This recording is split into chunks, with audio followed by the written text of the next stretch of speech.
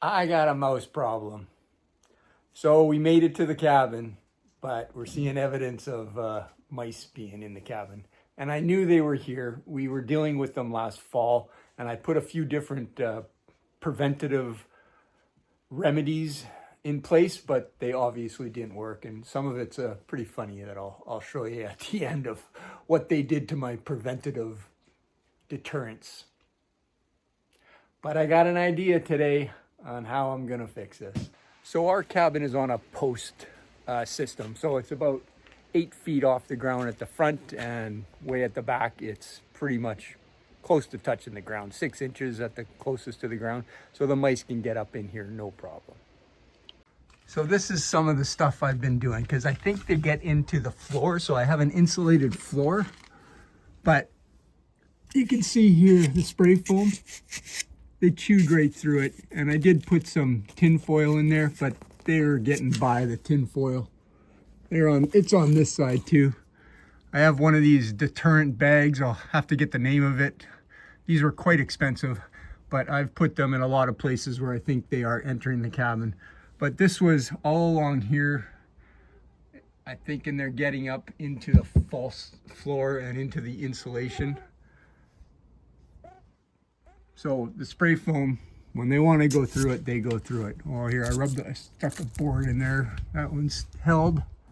And the other issue with this repair is I'm sealing them inside the floor, and they're not going to stay. They're going to find their way in the cabin or back out.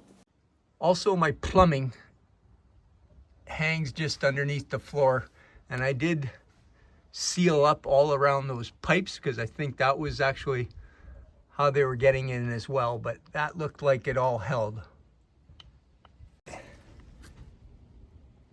Yeah, I did some caulking, and that looks like it's held up pretty well.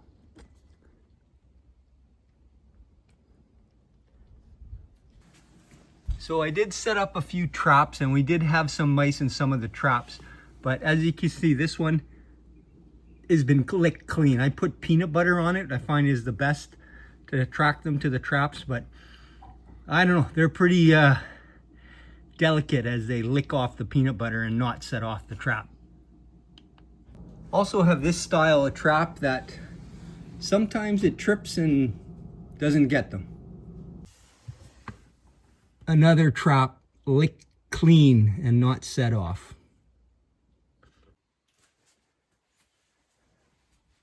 So this is where all my plumbing comes in, and I believe that the problem is back here. So I'm gonna have to remove this hot water tank and the washer and dryer to get in there to see what I can do.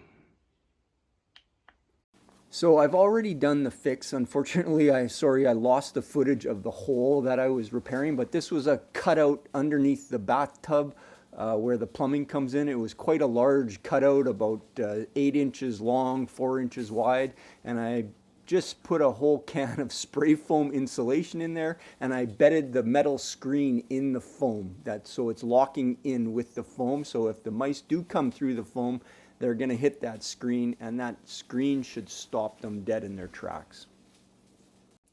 And for the things that don't work, this Pest Chaser ultrasonic plug-in nightlight thing didn't work, and it doesn't make really even a good nightlight. This is funny. Irish Spring soap, which all over the internet is supposed to keep mice away. They were eating it. I was just feeding them. So other than maybe giving them some nice smelling breath, doesn't keep mice away. Bounce fabric softeners. I put these everywhere. Still, I had mouse activity. And these rodent away pouches were expensive, and the rodents didn't go away. Okay, I'm pretty confident that repair job's gonna work, but we'll monitor it for a week or two before I post this video to make sure they don't break through. So if it gets posted, it was a success. So I hope this helps somebody out, maybe help you out on not buying some of that gimmicky stuff that doesn't work. And if it did help you out at all, please take a moment to give me a thumbs up at the least, or subscribe, and tune in for next week's video. All right, everybody. Till the next one. Bye-bye. Quick update. It's been a week now. I reset all the traps with peanut butter, and I don't see any mouse activity. None of the traps have been set off. All the peanut butter's still on the traps. So I think we got her beat. I'd show you the repairs that they're not trying to get through the foam and metal screen, but I had to put my hot water tank back in washer and dryer, and I can't get back there to film it. It was hard enough to film underneath the bathtub when that stuff was removed, but I think we got her. The trick here is you got to find how they're getting in. You can use all the traps you want, and you might keep them at bay, but you'll never solve the problem. You got to find how they're getting in and seal up the hole. As I was trying to seal them from underneath, I was just sealing them in the floor, and they're gonna get out. They'll bore right through the wood to get out. They're not just gonna go away if you seal them in the floor. So kind of got to work from the inside out, because I still suspect they're in the floor, but they're not getting in the cabin. But I'm going to leave that alone, because that floor is going to be a big, expensive job. I basically would have to gut the whole floor, re-insulate, re-wood, and seal it all to make sure there's no mice in there when I seal it, and that the seal is mouse proof. So I'm not going to go there, at least right now.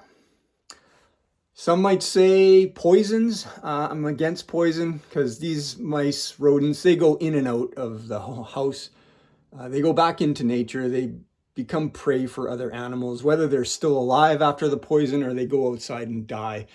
A potential for a fox or a cat or a hawk, eagle, what have you, eating them and getting poisoned themselves. So you could indirectly be poisoning other animals. So I stay away from the poisons. And sticky traps, those just seem so cruel to me. Okay, once again, everybody, we'll see you next week. Bye-bye.